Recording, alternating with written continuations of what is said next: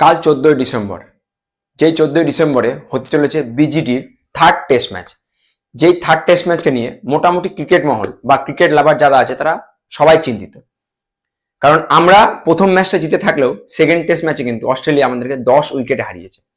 ফলে এখন কিন্তু সিরিজ 1-1, আরো 3টে টেস্ট আছে। আমরা যদি কালকের টেস্টে ভালো পারফর্ম না করি বা তৃতীয় টেস্টে যদি আমরা না জিতি, সেক্ষেত্রে WTC ওয়ার্ল্ড কাপ খেলা আমাদের ক্ষেত্রে কিন্তু অসম্ভব হয়ে পড়বে। এবং কালকের টেস্টে যদি হারি এবং সিরিজ যদি জিতেও যায়, সেক্ষেত্রে কিন্তু আমাদেরকে পাকিস্তানের উপর নির্ভর করতে হবে, আমাদেরকে ইংল্যান্ডের উপর নির্ভর করতে হবে। ইংল্যান্ড যদি নিউজিল্যান্ডকে হারায় বা পাকিস্তান যদি সাউথ আফ্রিকাকে হারায়, তাহলে হয়তো আমরা WTC ওয়ার্ল্ড কাপ খেলতে পারবো।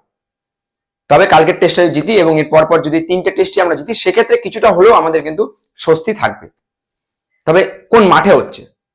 ব্রিসবেনের মাঠে হচ্ছে, গাব্বা, ব্রিসবেনের আইকনিক গাব্বাতে হচ্ছে। যে গাব্বাতে কিন্তু অস্ট্রেলিয়া খুব সম্ভবত ইন্ডিয়ার কাছে একটা ম্যাচ ছাড়া কোনো ম্যাচে কিন্তু হারেনি। হ্যাঁ, 33 বছরের রেকর্ড কিন্তু ইন্ডিয়ায় ভেঙেছিল 2021-এ সেই ঐতিহাসিক জয়। 7টা ম্যাচ খেলেছে অস্ট্রেলিয়ার সাথে ইন্ডিয়া, 7টা ম্যাচ খেলেছে গাব্বাতে। সেই 7টা ম্যাচের মধ্যে মাত্র একটা জিতেছে, একটা ড্র করেছে এবং 5টা হেরেছে। তার মানে বুঝতে পারছো গাব্বা ময়দানটা বা গাব্বা ক্রিকেট গ্রাউন্ডটা অস্ট্রেলিয়াদের জন্য কতটা গুরুত্বপূর্ণ। অস্ট্রেলিয়ানদের কাছে সবচেয়ে ইম্পর্টেন্ট যদি কোনো গ্রাউন্ড হয় সেটা হচ্ছে গাব্বা। কারণ গাব্বাতে তারা বেশিরভাগই ম্যাচ জেতে, তারা হারেই না। মাত্র 2টো ম্যাচ হেরেছে। একটা হেরেছিল ইন্ডিয়ার কাছে 2021-এ এবং তারপরে হেরেছিল 2024-এ ওয়েস্ট ইন্ডিজের কাছে। তাছাড়া তারা কোনো ম্যাচ হারেনি, তাদের রেকর্ড গাব্বাতে। এবার সেই গাব্বাতে কিন্তু হতে চলেছে তৃতীয় টেস্ট ম্যাচ। অ্যাডিলেডে আমাদেরকে তো ধুলির সাথে মিশিয়ে দিয়েছে অস্ট্রেলিয়া, এবং গাব্বাতে দেখা যাক কি হয়, সেটা নিয়ে কিন্তু আমরা সবাই চিন্তিত। প্রথম টেস্ট ম্যাচ আমরা যখন জিতেছিলাম তখন আমরা পয়েন্ট টেবিলে 1 নম্বরে উঠে গেছিলাম, কিন্তু দ্বিতীয় টেস্ট ম্যাচে লজ্জাজনক একটা হার। তার ফলে আমরা কিন্তু এখন পয়েন্ট টেবিলে 3 নম্বরে, 1 নম্বরে সাউথ আফ্রিকা। অর্থাৎ এইভাবে যদি চলতে থাকে তাহলে আমাদের ক্ষেত্রে WTC ওয়ার্ল্ড কাপ খেলা প্রায় অসম্ভব। প্লেইং ইলেভেনও কিছুটা হলেও পরিবর্তন আসতে চলেছে, কারণ ওয়াশিংটন সুন্দর আসতে চলেছে রবিচন্দ্রন অশ্বিনের জায়গায়। কারণ ওয়াশিংটন সুন্দর ব্যাটিং এবং বোলিং দুটোতেই শক্তিশালী ভূমিকা অবতীর্ণ হতে পারে। সেক্ষেত্রে ওয়াশিংটন সুন্দর কিন্তু আসতে চলেছে এবং ওপেনার আবার হয়তো রোহিত ফিরে আসতে চলেছে। জাসেসবির সঙ্গে ওপেন করতে পারে রোহিত শর্মা, কারণ KL রাহুল এবং জাসেসবি প্রথম টেস্ট ম্যাচের সেকেন্ড ইনিংসে ভালো ওপেন করলেও তার পরবর্তী ম্যাচগুলোতে কিন্তু ভালো ওপেনার জুটি হিসাবে দাঁড়াতে পারেনি।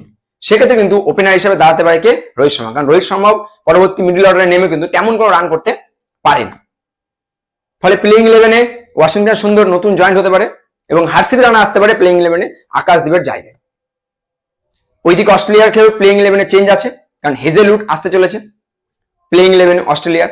তৃতীয় ম্যাচটা খুব রোমাঞ্চকর হবে, তবে তৃতীয় ম্যাচটারও সময় চেঞ্জ হয়েছে। প্রথম ম্যাচটা আমরা দেখেছিলাম 8টার দিকে 7:50-এ, দ্বিতীয় ম্যাচটা আমরা দেখলাম 9:30-টার দিকে, তৃতীয় ম্যাচটা আমরা দেখবো 5:50 আমাদের ইন্ডিয়ান টাইমে, সেটা ভোরবেলা 5:50-এ কিন্তু খেলা শুরু হয়ে যাবে। আমাদের কিন্তু টিভির পর্দায় কিন্তু চোখ রাখতে হবে। কোথায় দেখা যাবে? সেই হটস্টার ও স্টার স্পোর্টস আমরা কিন্তু দেখতে পাবো।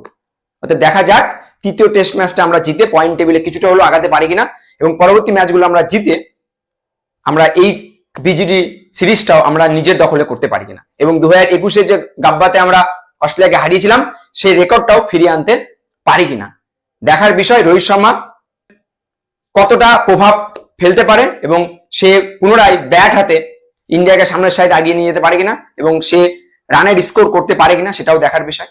আমাদের নজর থাকবে কালকে, কারণ কালকে একটা গুরুত্বপূর্ণ ম্যাচ হতে চলেছে।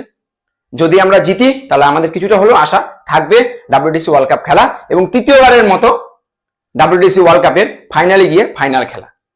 ভিডিও ভালো লাগলে অবশ্যই বন্ধুরা লাইক, শেয়ার, সাবস্ক্রাইব করবে আর বেল আইকনটা প্রেস করে দেবে।